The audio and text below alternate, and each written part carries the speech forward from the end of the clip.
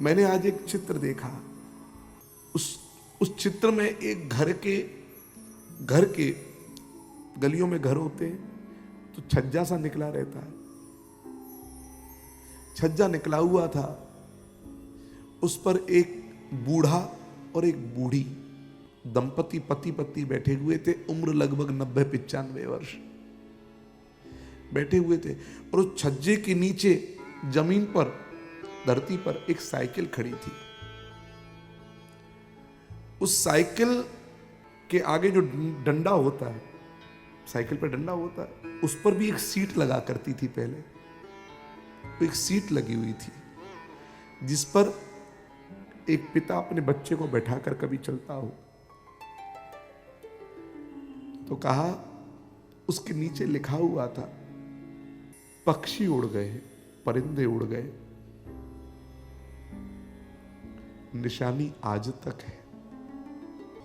परिंदे उड़ गए, निशानी आज तक है।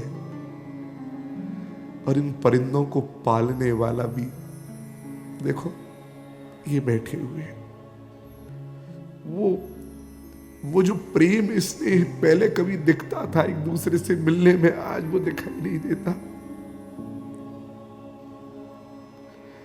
हर किसी का जीवन एक दूसरे से स्वार्थ के जीवन में हम लोग पहले बैठ के चौपाल पर बात तो करते थे, खाट पर बैठकर बात तो करते थे, लोगों से मिलते थे। अरे पड़ोसी तो छोड़ो, नगर में कौन आया कौन गया इसका पता होता था। आज पड़ोस में कौन आया कौन गया इसका पता नहीं है। एक गाड़ी में 4 लोग जा रहे हैं, हर कोई अपने में लगा हुआ है। किसी से बात करने की किसी को फुर्सत नहीं है। कब दफ्तर से निकल कर घर तक आ गए, गेट खुला, सब उतर उतर के चल दिए। पहले एक टीवी होता था, सब लोग एक साथ बैठते थे। आज हर कमरे में टीवी, छोड़ो आजकल तो मोबाइल में ही टीवी। किसी को किसी से बात करने की फुर्सत नहीं है। किसी का दर्द किसी को समझने की फुर्सत नहीं है। घर के बड़े बुजुर्ग बैठे रह जाते हैं कोने में, उनसे ये भी नहीं पूछते कि आप कैसे हैं।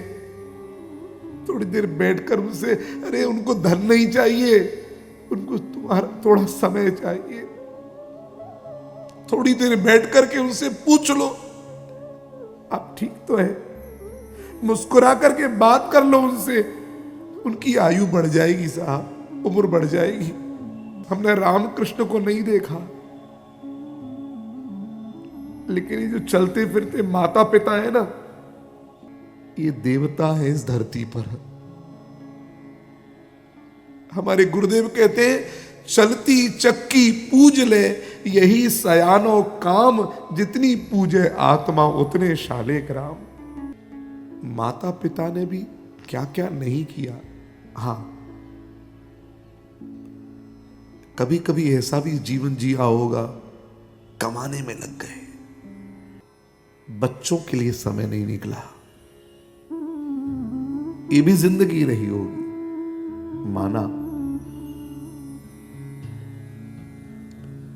हर कोई अपना कर्म उसको स्वयं को भोगना है, और हर किसी का अपना कर्म उसके साथ जाने वाला है।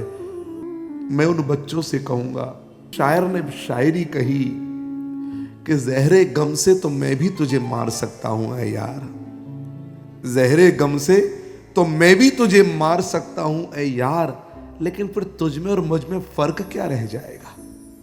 अगर माता पिता ने और कमाने धमाने में अपने जीवन को निकाला, समय न दिया, यदि यही काम बच्चे भी करने रह जाएंगे तो तुम में और उनमें फर्क क्या रह जाएगा। अपने जन्म जन्मांतर के संस्कारों को जागृत करो। अगर गलती कभी माता पिता से भी हो गई है तो तुम वो ना करो, क्योंकि गलती को आगे की जनरेशन तक पहुंचने मत दो। समय दो, बहुत कीमती है।